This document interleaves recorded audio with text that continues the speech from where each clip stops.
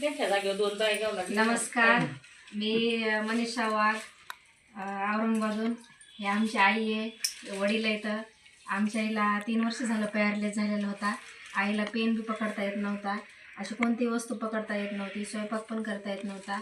आई आता दोघांचा स्वयंपाक करून मस्त खात येतं.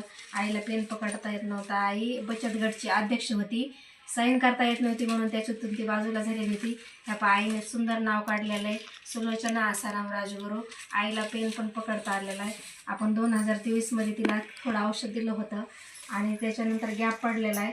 आता परत तिला औषध आपण मागच्या महिन्यापासून सुरुवात केलेलं आहे आणि आईला आज डबल हे औषध देऊन मी चाललेली.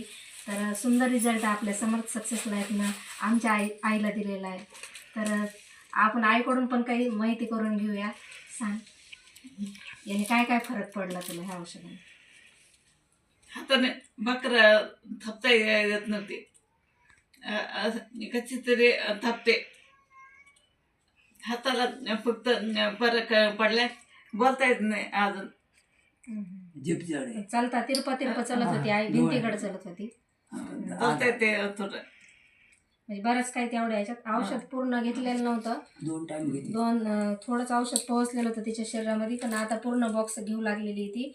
तर थोड्यासुद्धा औषधाने तिला चांगला रिझल्ट आला आणि तिचा विश्वास बसलेला आहे की हे औषध घेतल्याने मी पूर्ण बरी होईल म्हणून.